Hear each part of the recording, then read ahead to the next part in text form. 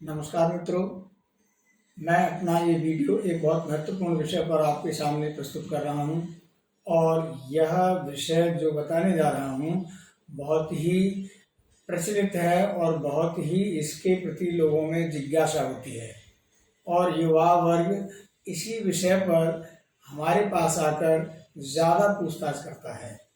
Even उनके कभी कभी जब पेरेंट्स भी आकर पूछते हैं, जब कोई स्थिति बहुत गहराई तक पहुंच जाती है, और वह है प्रेम विवाह।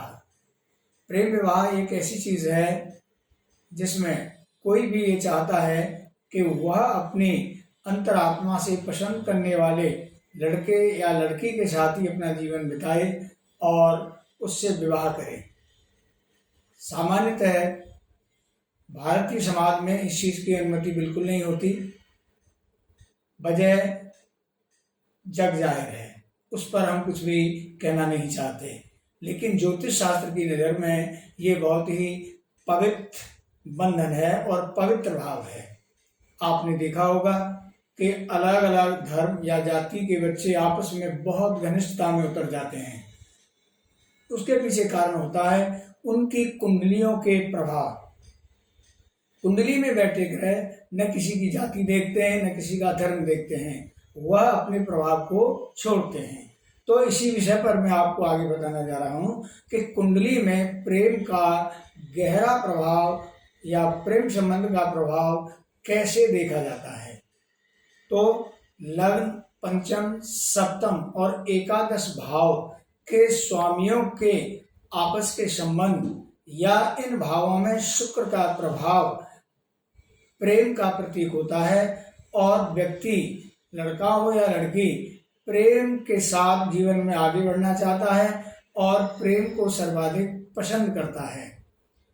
अब बात आती है कि ये घटित कब होगा या नहीं होगा। यदि पंचम भाव का स्वामी ग्रह सप्तम भाव के स्वामी के साथ युति में है, यानी साथ साथ है, या स्थान संबंध है।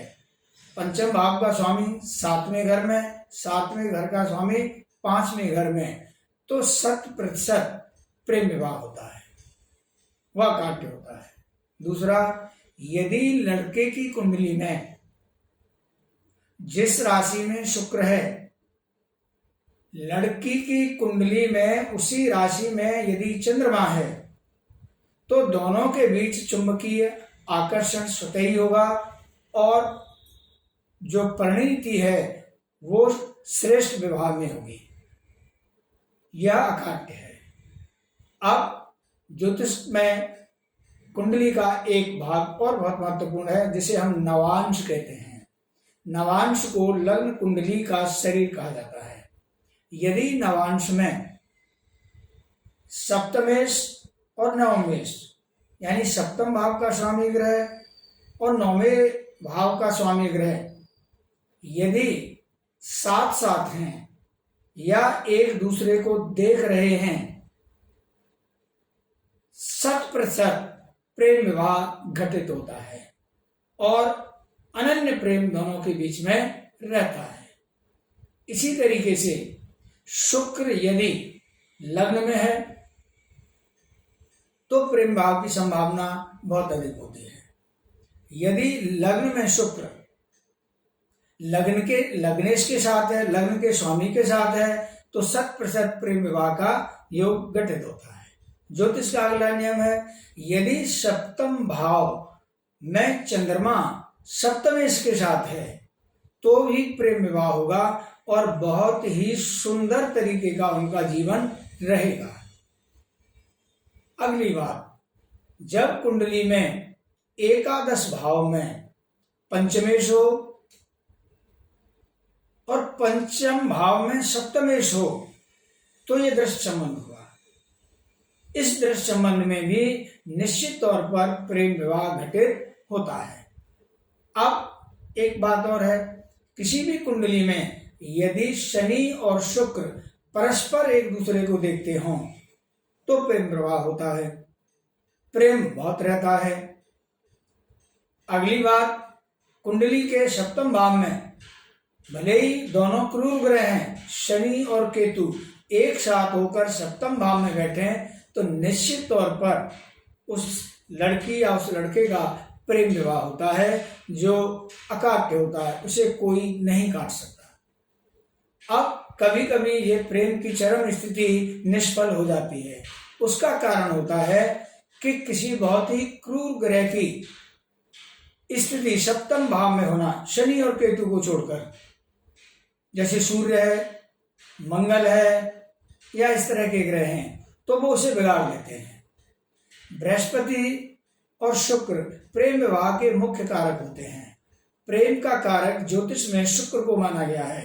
यदि कुंडली में शुक्र अच्छे हैं और मजबूत हैं और अच्छे भावों में, त्रिक भाव में नहीं है, तो निश्चित तौर पर प्रेम विवाह का बच्चों को आशीर्वाद मिलता है। और ज्योतिष की दृष्टि में प्रेम विवाह कोई गुनाह नहीं है, यह ग्रहों का खेल है और इसे कोई भी मिटा नहीं सकता, मिट नहीं सकता।